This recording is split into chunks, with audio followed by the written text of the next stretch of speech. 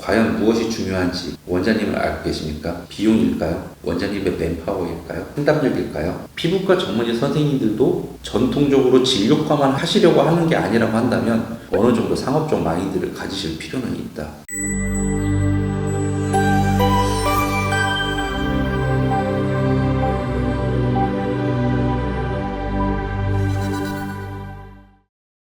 안녕하십니까. KT원 박세준 본부장입니다. 이번엔 피부과의 마케팅 특징, 그리고 저희가 하고 있는 병원의 사례를 통해서 설명을 드리도록 할게요. 피부과 마케팅의 특징은 사실상 어떻게 보면 대표적인 미용과입니다. 하지만 전문의 선생님들께서 듣기 불편하실 수는 있겠지만 의사라는 면허증을 갖고 있다면 그만큼 할 수 있는 문턱이 낮은 과가 피부과입니다. 저는 그걸 비하하고 싶지는 않고요. 그만큼의 경쟁이 과열되고 있는 상황이다 보니까 피부과 전문의 선생님들도 전통적으로 진료과만 하시려고 하는 게 아니라고 한다면 어느 정도 상업적 마인드를 가지실 필요는 있다라는 것을 말씀드리고 싶어서 이렇게 설명드립니다. 마케팅을 접목하고 오히려 공격적 성향을 갖고 계신 분들, 이벤트를 통해 후킹력을 높이시는 분들은 사실 비전문의 선생님들이 강점을 갖고 있는 건 사실이에요. 그리고 그냥 일반적인 대한의사협회 소속의 분들뿐만 아니라 한의사 선생님들도 이에 따라서 적극적으로 투자하고 계시기 때문에 경쟁은 상당히 과열되어 있다라고 보시면 좋을 것 같습니다. 탑과에서의 이제 경쟁이 어떻게 보면은 많다 하더라도 제가 느꼈을 때 경제학 책에서 본 8대2의 법칙을 가장 많이 따르는 과가 피부과가 아닐까 생각이 들어요.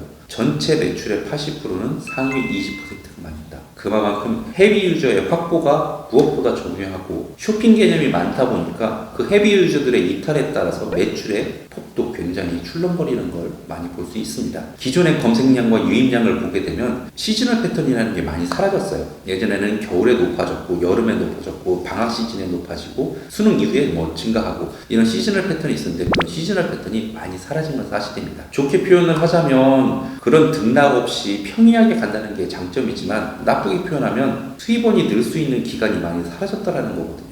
특히 그리고 겨울철에 집중되어 있는 피부과 특성상 여름의 약점을 또 많이 보이고 있습니다. 이거는 비만과 제모라는 부분이 사실상 레이저 티켓팅에 비해서 상대적 객단가가 낮고 시간이 더 많이 들기 때문이기도 하고요. 그리고 비만이라는 부분에 있어서는 병원의 노력 여하에 따라서 달라지는 게 아니라 사실상 환자분들, 고객분들도 노력을 해주셔야 되는데 그 협조가 어려웠기 때문에 효과를 입증하기도 어렵고 클레임도 많았던 건 사실입니다. 근데 최근에 위고비라는 게 이제 등장을 하면서 어떻게 보면 관심도가 높아졌고요. 실제적으로 저희가 마케팅하는 병원이 사전 예약을 통해서 이미 많은 환자들을 확보해 놓은 상태입니다. 그걸 통해 줄 수 있는 게 한계가 있다는 건 저도 알고 있습니다. 2개밖에 못 산다거나 혹은 삭센다를 구입하지 않으면 납품을 못 한다거나 여러 가지 제한 사항들은 있습니다만 그런 걸 통해서 적극적으로 매출을 일으켰다기보단 사전 예약을 통해 관심을 일으켰고 우리의 진정한 매출을 창출할 수 있는 이벤트를 보게 되고 홈페이지에 유입을 시키고 블로그를 보게 함으로써 부대적인 효과가 분명히 있었다고 생각이 들거든요. 이런 피부과는 삭센다를 비롯한 위고비를 통해서 여러 가지 앞으로도 이벤트가 발생될 건데 그런 부분들을 충분히 활용을 해서 단기적인 매출 상승이 아니라 장기적인 부분까지도 노려볼 수 있는 마케팅의 효과를 느낄 수 있는 부분들도 있기 때문에 접목하실 필요는 있습니다. SNS를 가장 적극적으로 활용하는 과가 사실 피부과가 아닐까 싶어요. 장점은 내가 타겟을 지정을 하여 저렴한 비용으로 고효율을 낼 수 있다는 장점이 있지만 단점은 내가 핸드폰을 끄는 순간 다시 보기는 어려울 수 있습니다. 휘발성이 강하다는 거죠. 그만큼 후킹력을 느껴야 되기 때문에 몇 % 할인, 우리는 얼마다 라는 부분까지 보여줌으로써 사람들의 집중력을 높이는 효과를 누려야 됩니다. 하지만 이 또한 의료법부터 자유로울 수는 없고요. 굉장히 제한적으로 사용을 해야 되는 게 있습니다. 또한 전후 사진까지 보여줌으로써 의료법을 지키지 않는 병원들이 다수가 생겨나다 보니까 이에 따라서 나도 그러면 해볼까? 라는 유혹에 빠지기 쉬운데요. 사실 어떻게 보면 의료법이라는 부분은 제가 느끼기에 무단횡단 같은 거라고 생각이 듭니다. 사람이 살면서 무단횡단을 안 해보는 사람은 없겠지만 무단횡단을 하면서 경찰에게 걸렸을 때는 당연히 딱지를 뗄 수밖에 없거든요. 범칙금을 내야 됩니다. 의료법 위반도 저는 마찬가지라고 생각이 들어요. 나도 하고 너도 하다 보니까 관용적으로 허용되는 범위가 있습니다만 누구 하나가 그에 따라서 철퇴를 내리기 시작을 한다면 자유롭지는 못할 겁니다. 저희 회사는 그에 따른 의료법도 굉장히 잘 지키면서 최대한 마케팅 효율을 느끼기 위해 노력을 하는 곳이기 때문에 그에 따른 조언도 충분히 해드릴 수 있는 장점이 있습니다. 저희가 마케팅하고 있는 병원의 사례를 말씀드릴게요. 다른 원장님께서 오랫동안 운영하시던 병원을 인수했습니다. 전체적으로 병원의 개편과 마케팅에 정비가 필요한 상황이었죠. 이런 병원들의 특징은 아이디 패스워드에 대한 권한이 도대체 누구 건가에 대해서 불확실합니다. 그래서 우리가 마케팅을 시작을 할 때는 플레이스, 키워드 광고, 그리고 블로그에 대한 아이디뿐만 아니라 여러 가지 부대적인 부분에 있어서의 주인을 찾는 역할을 먼저 시작을 해야 됩니다. 원장님이 갖고 계신 모든 정보를 다 취득을 하고 질문지를 통해서 우리 병원에 대한 특장점을 확인을 하고 그에 따른 마케팅의 방향성을 설정하는 부분부터 시작을 해야 돼요. 이분은 어떻게 보면 이제 새롭게 시작하는 병원이 아니라 기존 병원을 인수하시다 보니까 이런 소통에 대한 부분을 알 수 있는 방법이 없었고 그에 따른 이제 정보적인 부분들이 굉장히 불확실했기 때문에 어떻게 해야 되는지도 몰랐고요. 기존 마케팅 회사가 줄 수 있는 정보의 제한성이 있었기 때문에 좀 변화를 주고 싶어서 마케팅을 시작하게 되셨습니다.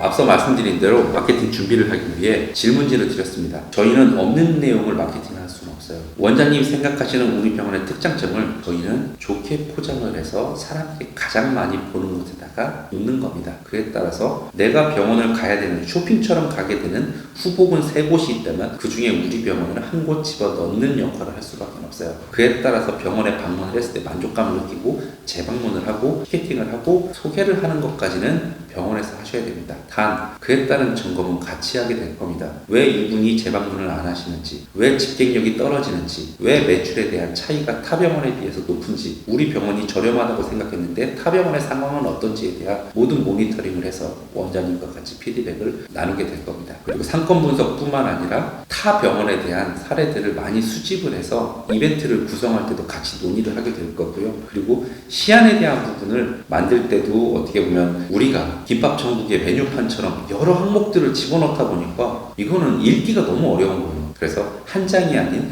2장, 3장으로 쪼개고 그에 따라서 남는 공간에 디자인 요소를 집어넣으면서 조금 더 보기 좋은 시안을 만드는 역할을 권해드리곤 했습니다. 이 원장님은 기존에 운영하시던 그 진료 과목 중에 비만뿐만 아니라 여러 항목들을 하지 않는 걸로 방향성을 잡았어요. 그렇다 보니 과거의 모든 사항들을 좀 희석하고 밀어넣고 삭제해야 될 필요성들이 좀 있었습니다. 그래서 그런 절차를 먼저 진행을 했고요. 보이지 않는 악글에 대한 부분들이 지금 현재 인수하신 원장님이 아니라 그걸 인계하신 원장님들의 잔산들이 많이 남아 있었기 때문에 그런 것들을 많이 희석시키고 삭제하는 작업들을 진행을 했습니다. 그리고 SNS를 통해서 이제 모니터링을 강화하고 기고객에 대한 응대 및 이벤트를 강화함으로써 이탈에 대한 방지를 1차적으로 진행을 해왔고요. 그리고 앞서 말씀드린 대로 정보에 대한 취득을 통해서 각종 아이디와 비번에 대한 원장님의 소유로 다 이전함으로써 마케팅의 편의성을 강조할 수 있었습니다. 지금 현재는 어떻게 보면 기존에 갖고 계셨던 툴을 활용하면서 이벤트를 접목하시는데 특징적인 부분을 찾아냈어요. 15일과 25일에 우리 병원의 집객률이 늘어난다. 이것은 마케팅에 대한 문자 송출을 할 때였거든요. 그러면 전체적인 이벤트를 구상함에 있어서 한 달 이벤트를 결국에는 2번으로 쪼개거나 4번으로 쪼개서 송출량을 증가시키면서 우리 병원에 대한 유입도를 증가시키면 자연적으로 매출에 대한 상승도 일어날 수 있을 것이라 생각을 해서 이벤트를 여러 번 송출하는 개념으로 변경을 했습니다.